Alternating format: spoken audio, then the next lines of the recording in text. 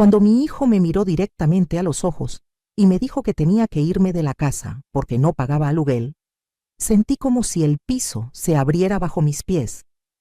La casa donde había criado a mis hijos, donde había cocinado miles de comidas, donde había cuidado de mi esposo enfermo hasta su último suspiro. Esa misma casa ahora era mi condena, según las palabras de mi propio hijo. Pero lo que él no sabía, lo que ninguno de ellos sabía, es que esa casa nunca fue suya para empezar. Y cuando finalmente descubrieron la verdad, sus rostros de arrogancia se transformaron en pura desesperación. Sigue mi historia hasta el final y comenta la ciudad desde donde me estás viendo para saber qué tan lejos ha llegado mi relato. Todo comenzó 3 meses después del funeral de Roberto, mi esposo.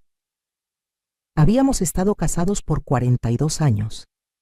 42 años de construir una vida juntos, de levantar paredes con nuestras propias manos, de sacrificar vacaciones para pagar la educación de nuestros hijos. Roberto trabajó en la construcción toda su vida, bajo el sol implacable, cargando ladrillos y mezclando cemento, mientras yo limpiaba casas ajenas para completar el ingreso familiar. Nunca fue fácil, pero lo hicimos con amor, pensando que estábamos construyendo un futuro para nuestra familia. Nuestro hijo mayor, Javier, siempre fue el más ambicioso. Desde joven quería tener más, ser más, aparentar más. Estudió administración de empresas en una universidad privada que pagamos con mucho esfuerzo. Recuerdo vender mis aretes de oro, los que mi madre me había regalado el día de mi boda, para pagar su último semestre. Roberto trabajó dobles turnos durante años para que Javier no tuviera que preocuparse por nada más que sus estudios. Y cuando finalmente se graduó, apenas nos invitó a la ceremonia. Dijo que le daba pena que llegáramos con ropa sencilla, que sus compañeros venían de familias diferentes. Me llamo Guadalupe, tengo 68 años, y durante toda mi vida me enseñaron que una buena madre se sacrifica por sus hijos sin esperar nada a cambio, que el amor de madre es incondicional, infinito, inagotable, y yo creí en eso con cada fibra de mi ser. Crié a Javier y a su hermana Daniela con esa filosofía. Les di todo lo que no tuve. Me quedé sin comer para que ellos tuvieran el plato lleno. Usé la misma ropa durante años para que ellos pudieran estrenar en cada inicio de clases. Y cuando Roberto enfermó de diabetes y sus riñones comenzaron a fallar, yo seguí trabajando el doble para mantener la casa funcionando y pagar sus medicamentos. Daniela, mi hija menor, se casó con un hombre que trabajaba en una compañía de seguros. Se mudaron a Monterrey y poco a poco sus llamadas se fueron espaciando. Primero era cada semana, luego cada 15 días, después solo en días festivos y finalmente solo mensajes de texto genéricos en mi cumpleaños. Cuando Roberto estaba en sus últimos días, en cama, conectado a máquinas que pitaban constantemente, le pedí que viniera a despedirse de su padre. Me dijo que tenía mucho trabajo, que los pasajes estaban muy caros, que entendiera su situación. Su padre murió esperando verla una última vez. Javier se había casado con Mónica, una mujer que desde el primer día me hizo sentir que no era suficiente, que mi forma de hablar era demasiado simple, que mi comida era demasiado grasosa, que mi ropa era anticuada. En las reuniones familiares me corregía delante de todos cuando pronunciaba mal alguna palabra. Se reía con esa risa falsa cuando yo contaba historias de cuando Javier era pequeño, como si mis recuerdos fueran algo vergonzoso que había que tolerar. Después del funeral de Roberto, Javier y Mónica comenzaron a visitarme más seguido. Al principio pensé que era por preocupación genuina, que tal vez la muerte de su padre había despertado algo en él. Qué ingenua fui. Venían a revisar la casa, a preguntar sobre papeles, sobre documentos. Mónica caminaba por las habitaciones con una libreta, anotando cosas, midiendo espacios. Cuando le pregunté qué estaba haciendo, me sonrió con esa sonrisa que nunca llegaba a sus ojos y me dijo que solo estaba ayudándome a organizar. Una tarde, aproximadamente 2 meses después del funeral, Javier llegó con un folder lleno de papeles.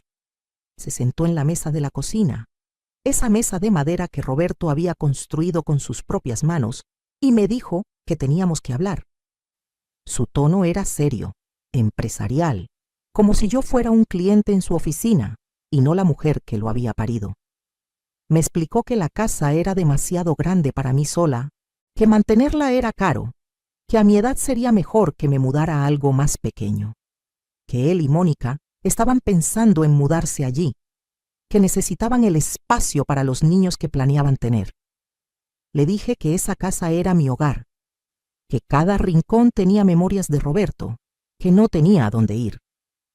Me miró como si fuera un estorbo y me dijo que podía quedarme en el cuarto de servicio si quería, que ellos no me iban a echar a la calle porque, después de todo, él no era un mal hijo.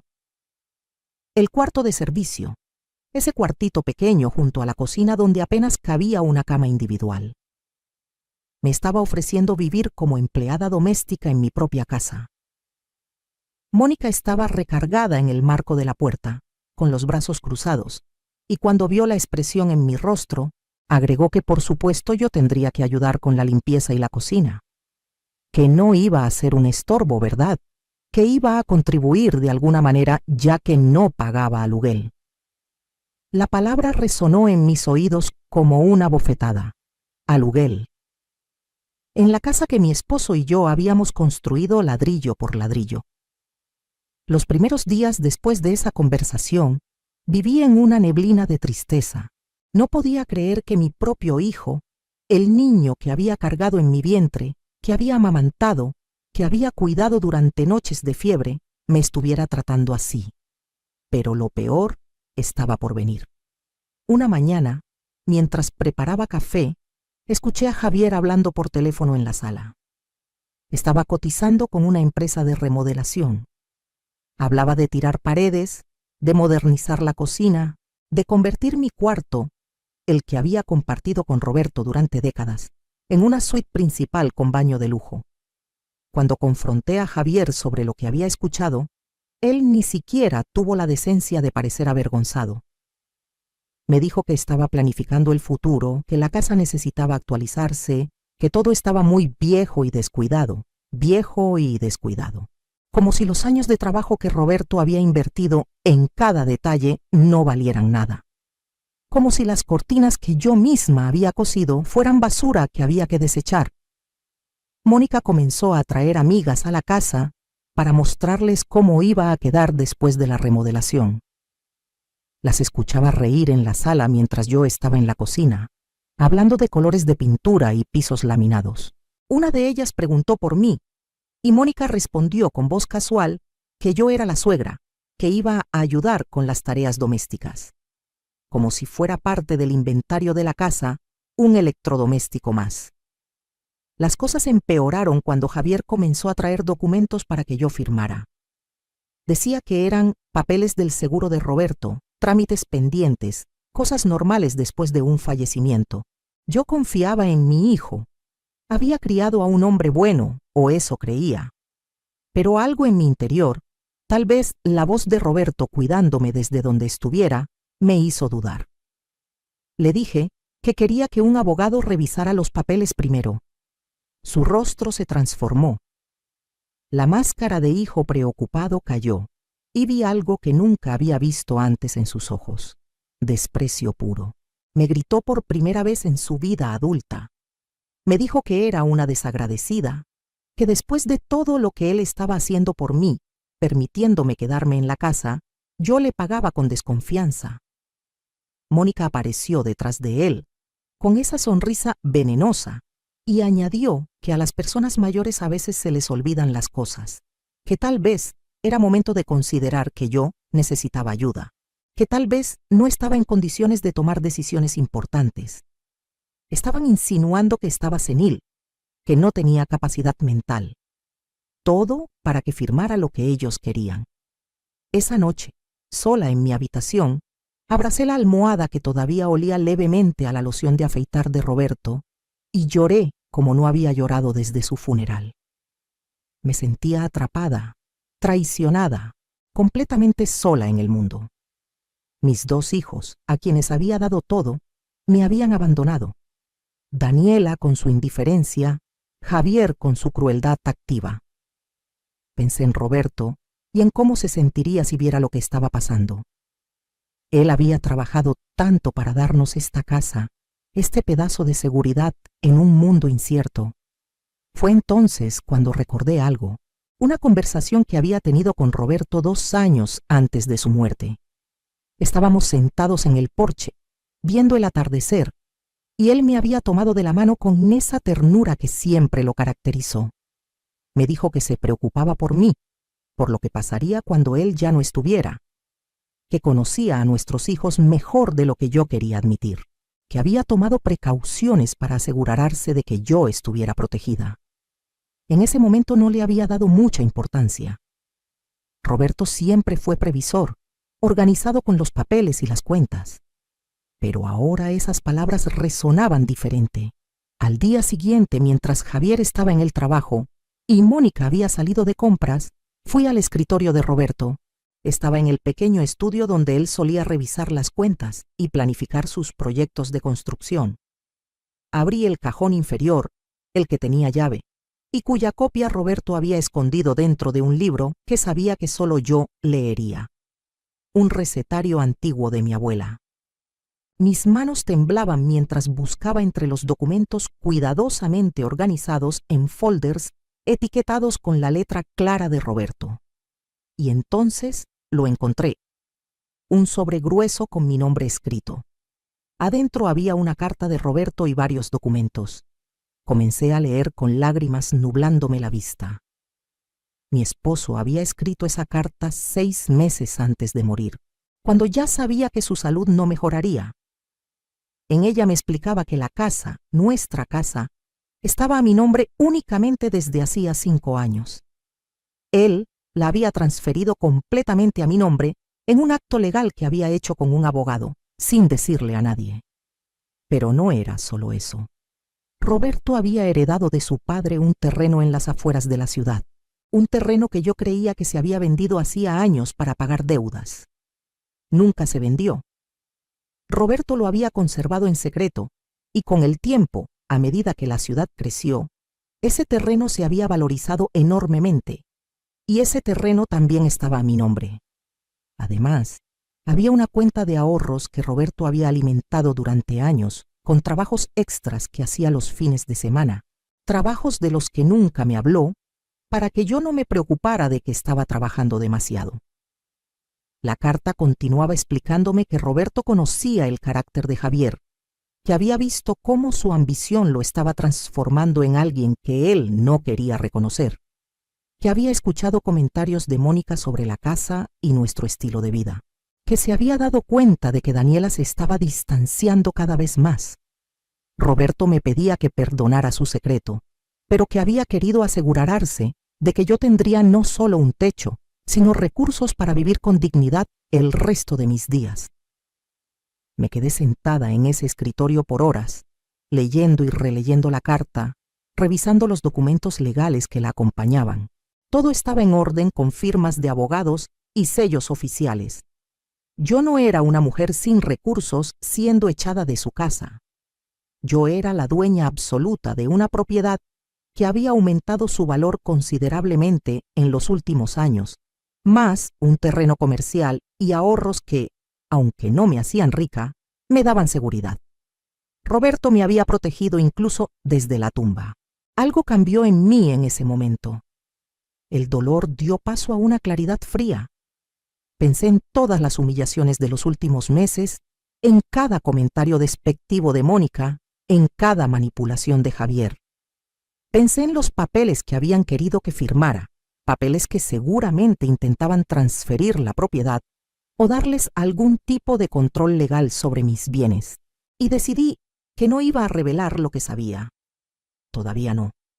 Volví a guardar todo en el cajón, asegurándome de que quedara exactamente como lo había encontrado. Y cuando Javier llegó esa noche a casa, me encontró en la cocina, preparando la cena como siempre. Le sonreí con la misma sonrisa sumisa que había usado toda mi vida. Él ni siquiera me miró realmente, Solo preguntó qué había de cenar y se fue a la sala a ver televisión. Pero yo ya no era la misma mujer que había sido esa mañana. Los siguientes días los pasé observando, realmente observando, cómo operaban Javier y Mónica. Vi cómo medían las habitaciones discretamente cuando pensaban que no los veía. Encontré folletos de asilos en el bote de basura, opciones económicas en las afueras de la ciudad.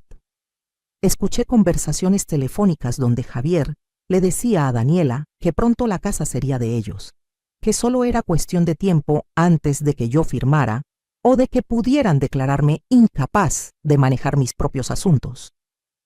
Mónica comenzó a invitar a su madre a la casa, mostrándole dónde iban a poner qué muebles, qué decoración iban a usar. La señora me miraba con lástima, como se mira a un perro viejo que pronto será llevado al refugio.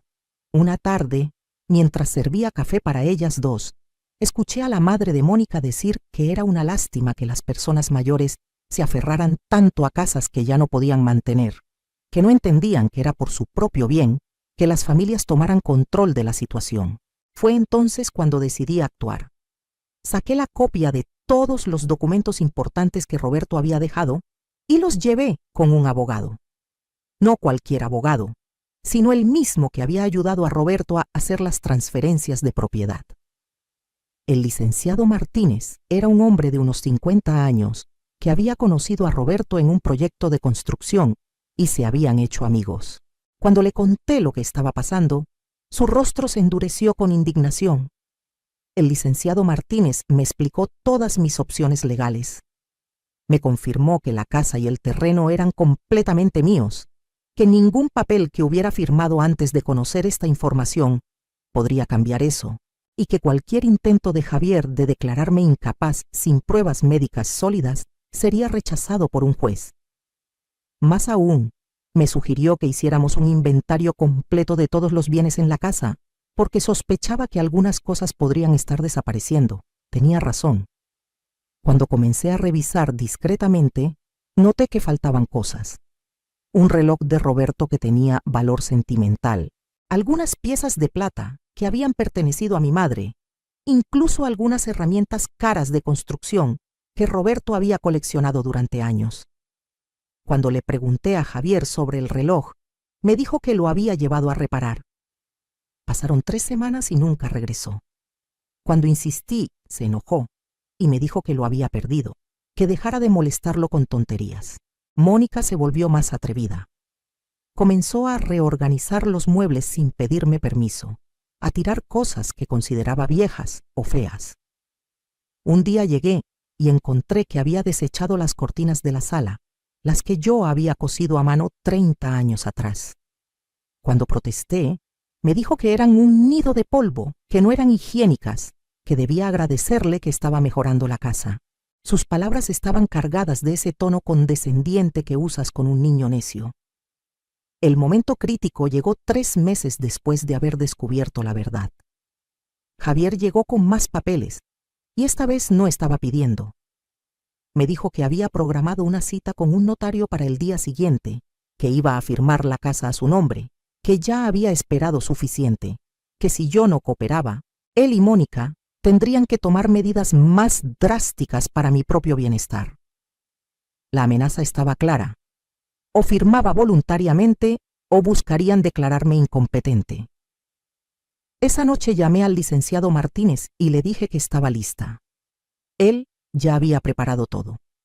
Al día siguiente, cuando Javier llegó con el notario que había contratado, yo estaba sentada en la sala, tranquila, con el licenciado Martínez a mi lado.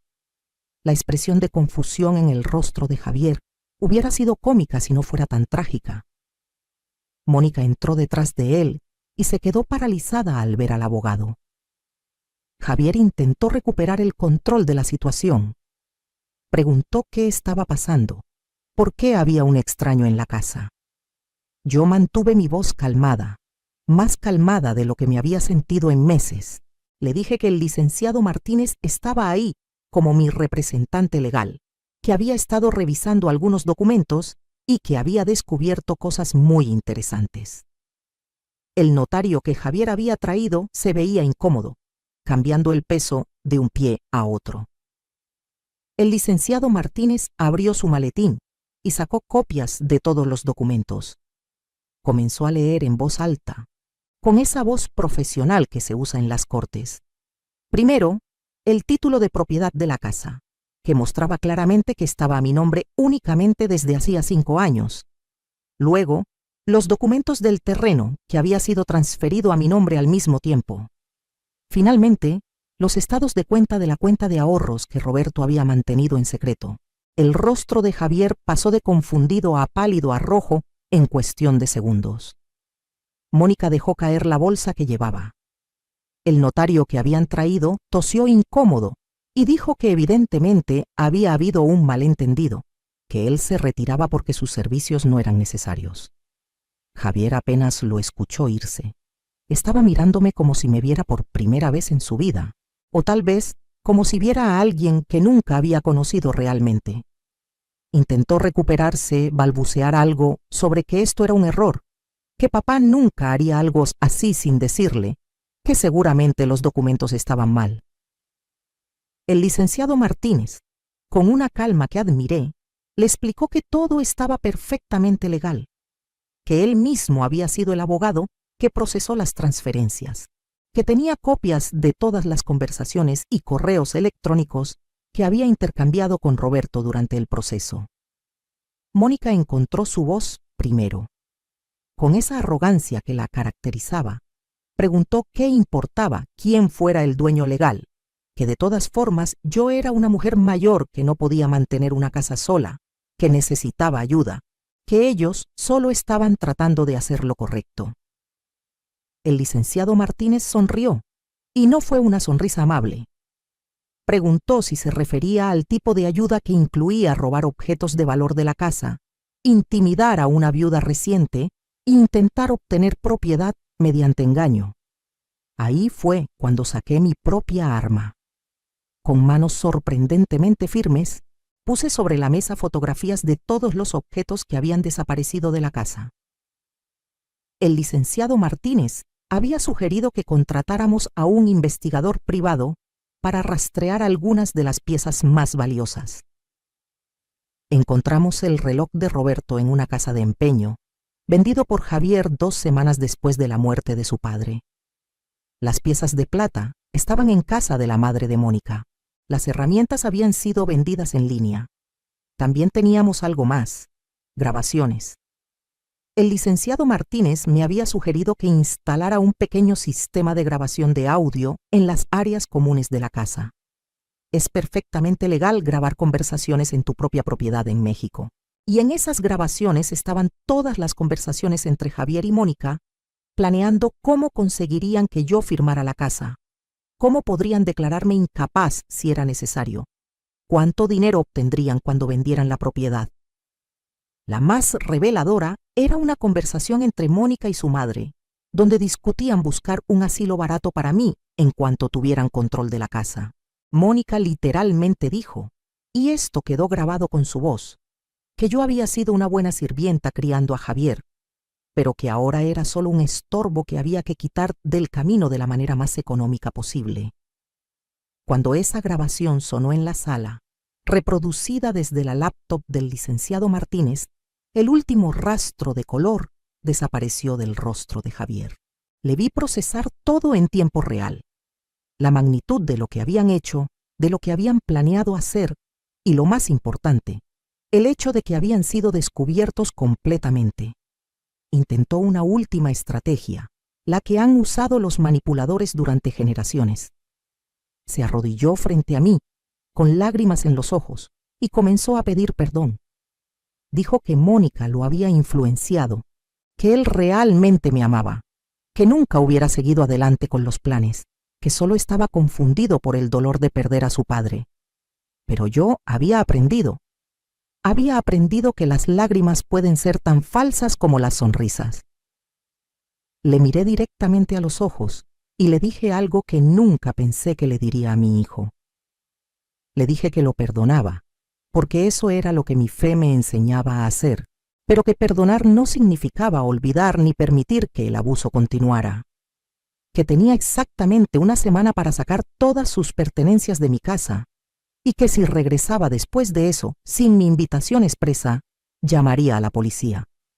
Mónica explotó. Comenzó a gritar que esto era un fraude, que la engañosa era yo, que habían cuidado de mí y así les pagaba.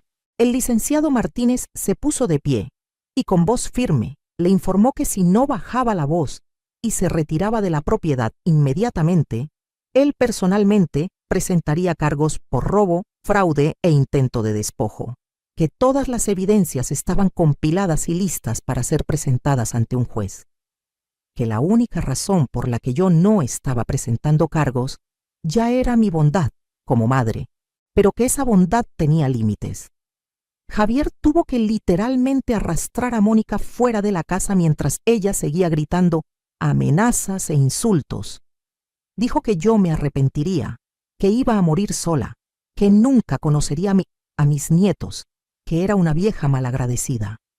Sus palabras rebotaban en las paredes de mi casa, pero ya no me herían. Había una libertad extraña en finalmente ver la verdad completa, sin el velo de las ilusiones maternales. Durante la semana siguiente, Javier vino solo, sin Mónica, a recoger sus cosas. Traté de hablar con él un par de veces. Intenté llegar al niño que alguna vez fue, al joven que soñaba con hacer de este mundo algo mejor. Pero ese niño, si es que alguna vez existió realmente, se había ido.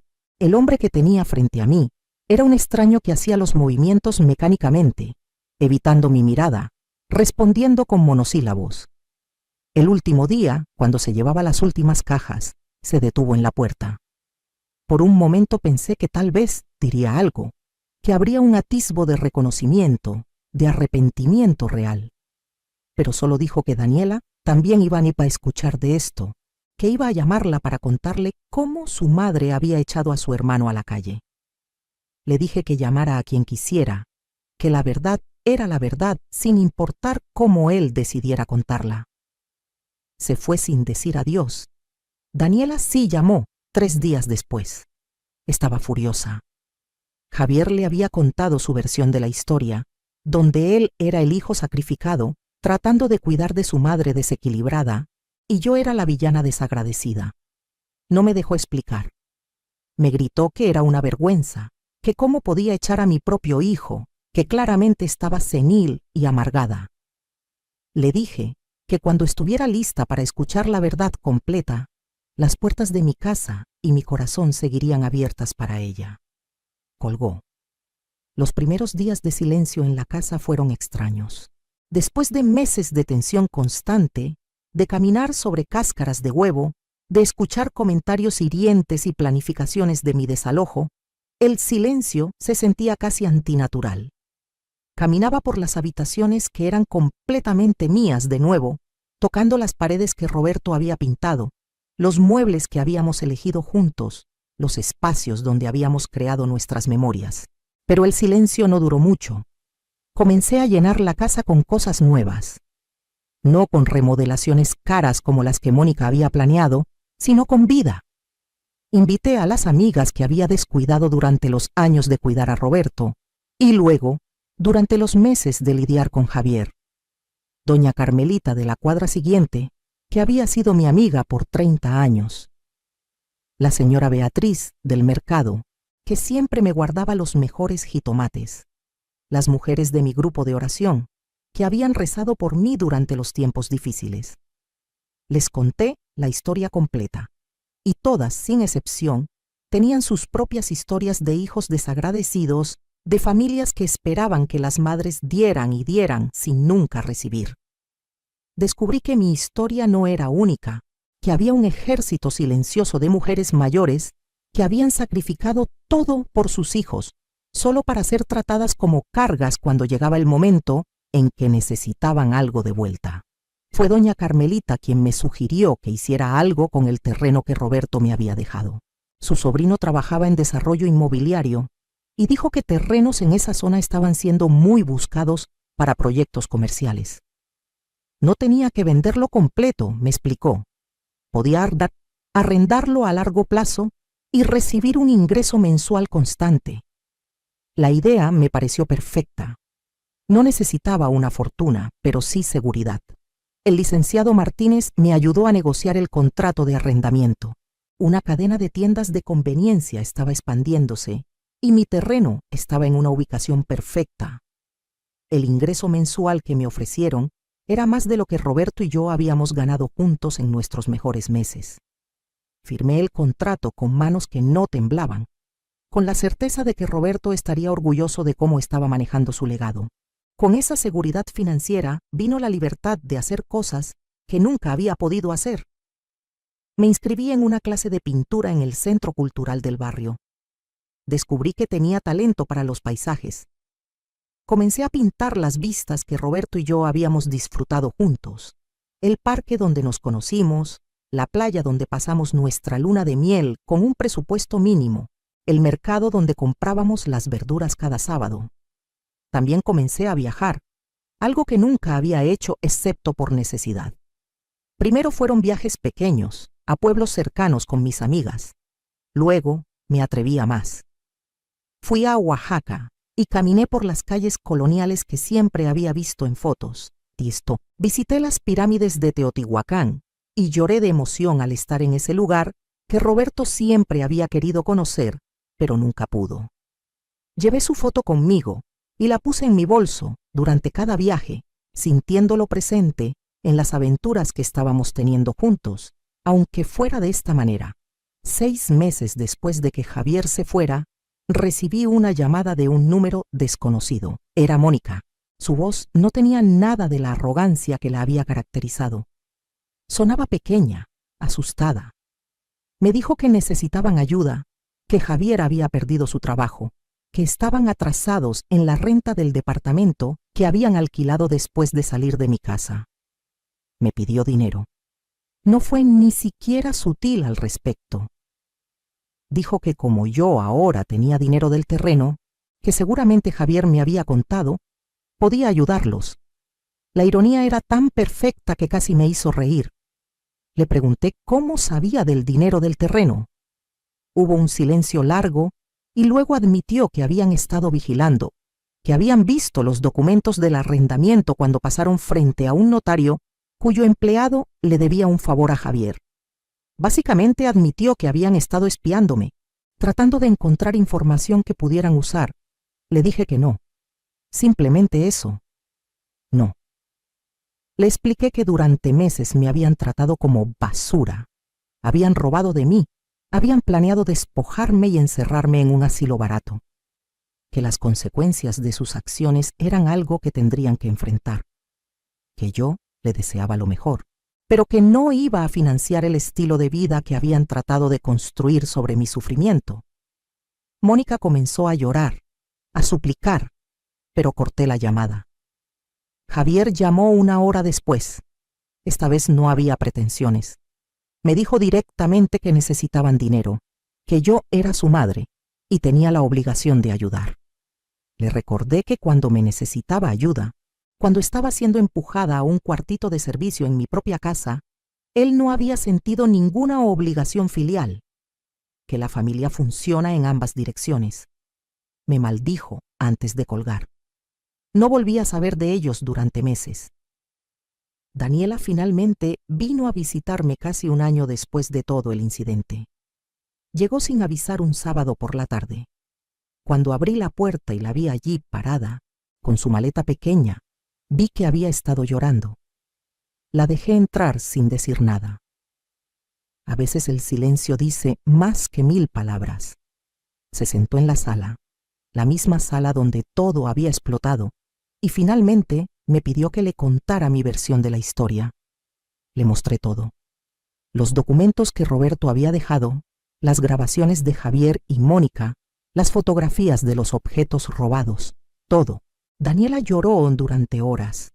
Lloró por la madre que había descuidado, por el padre que no había visto antes de su muerte, por el hermano que había resultado ser alguien que ella tampoco reconocía realmente.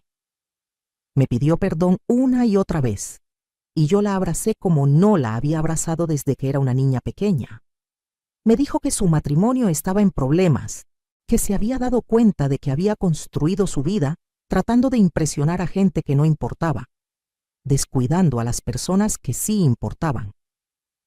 que cuando Javier le había llamado pidiendo dinero, algo en esa conversación le había hecho reconsiderar todo, que finalmente había decidido venir a escuchar mi lado de la historia. Le dije que la perdonaba, porque el amor de madre es difícil de matar completamente, pero que también necesitaba ver acciones, no solo palabras. Daniela se quedó conmigo esa semana. Cocinamos juntas, hablamos de Roberto, de los viejos tiempos, pero también del futuro. Le conté de mis clases de pintura, de mis viajes, de la independencia que había descubierto en mi edad dorada. Ella me habló de su infelicidad en Monterrey, de cómo su esposo la menospreciaba igual que Mónica me había menospreciado a mí. Vi mi propia historia reflejada en mi hija y eso me rompió el corazón de una manera nueva. Le di el mismo consejo que me hubiera gustado que alguien me diera décadas atrás, que ella valía más que el trato que estaba recibiendo, que nunca era demasiado tarde para reclamar tu propia vida, que los años de sacrificio no obligaban a una vida entera de sufrimiento, y le mostré con mi ejemplo que era posible, que yo, a mis casi 70 años, estaba teniendo una vida más plena que la que había tenido en décadas. Cuando Daniela se fue de regreso a Monterrey, algo había cambiado entre nosotras. Comenzó a llamarme cada semana. Me mandaba fotos de cosas pequeñas, un atardecer bonito, un platillo que había cocinado usando mi receta. Y 6 meses después, me llamó para decirme que había pedido el divorcio, que estaba volviendo a vivir cerca de mí, que había conseguido un trabajo en una escuela local enseñando inglés, que quería recuperar el tiempo perdido. Javier y Mónica eventualmente se divorciaron también. Me enteré no por él, sino por una conocida mutua que los había visto peleando en público sobre dinero y culpas.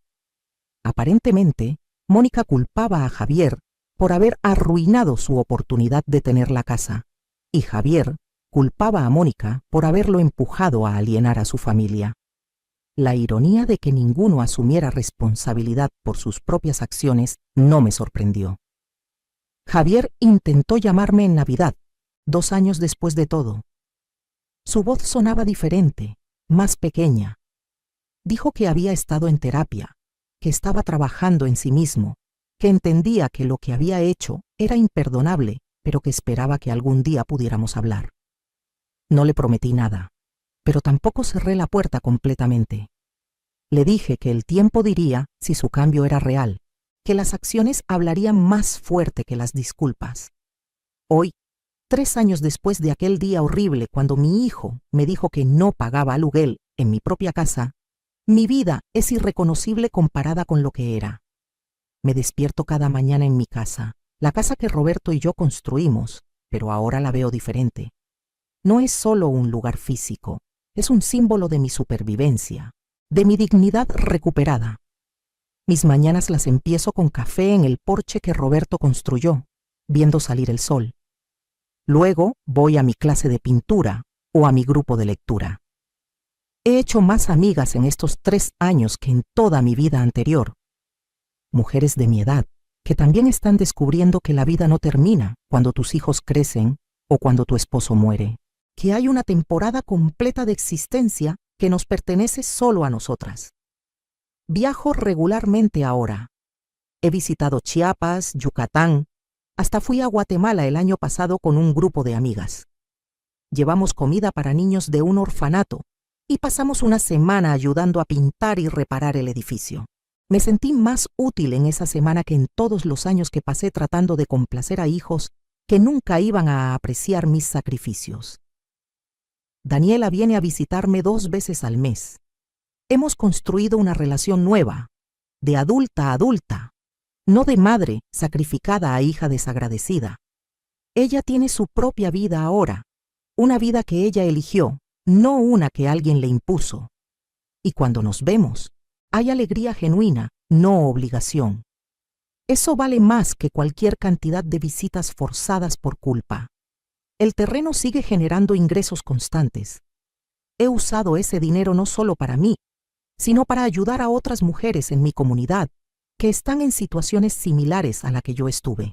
Financio consultas legales gratuitas para mujeres mayores que están siendo abusadas o manipuladas por sus familias. Es mi manera de honrar la memoria de Roberto y asegurarme de que su previsión beneficie a más personas que solo a mí. También establecí un pequeño fondo educativo para jóvenes del barrio que quieren estudiar pero no tienen recursos. Lo hago en memoria del Roberto que trabajó dobles turnos para que Javier pudiera estudiar, con la esperanza de que estos jóvenes sean más agradecidos que mi hijo. Algunos lo son, algunos no, pero eso ya no es mi responsabilidad. Yo planto semillas, no puedo controlar cómo crecen. Mi casa ahora está llena de vida de maneras que nunca imaginé. Organizo cenas para mis amigas, tertulias literarias en la sala, exposiciones pequeñas de mis pinturas. Las paredes que Mónica quería tirar ahora están decoradas con mis obras de arte y fotografías de mis viajes.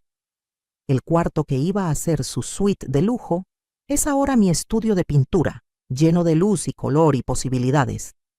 He aprendido que el perdón no significa permitir que te sigan lastimando, que honrar a tus padres, como dice la Biblia, no significa ser un tapete para que tus hijos te pisoteen, que el amor real, el amor verdadero es recíproco y que está bien, más que bien, necesario, poner límites incluso con la familia, especialmente con la familia. A veces todavía pienso en Javier, en el niño que fue, en el hombre que podría haber sido, y siento tristeza por él, no por mí, porque él perdió la oportunidad de conocer a esta versión de su madre, la versión fuerte que siempre estuvo ahí, pero que él nunca se molestó en ver. Perdió la oportunidad de tener una relación real conmigo, basada en respeto mutuo en lugar de manipulación. Pero más que nada, he aprendido que nunca es demasiado tarde para reclamar tu vida. Que a los 68 años puedes comenzar de nuevo. Que la edad no es una limitación, sino una liberación de las expectativas de otros. Que los años que pensé que serían de declive y dependencia se han convertido en los más vibrantes y auténticos de mi existencia. Roberto me protegió incluso después de su muerte. Me dio las herramientas para defenderme. Pero fui yo quien tuvo que encontrar el coraje para usarlas. Fui yo quien tuvo que enfrentar la verdad dolorosa de quiénes eran realmente mis hijos. Fui yo quien tuvo que elegir mi dignidad sobre la ilusión de una familia feliz que nunca existió realmente.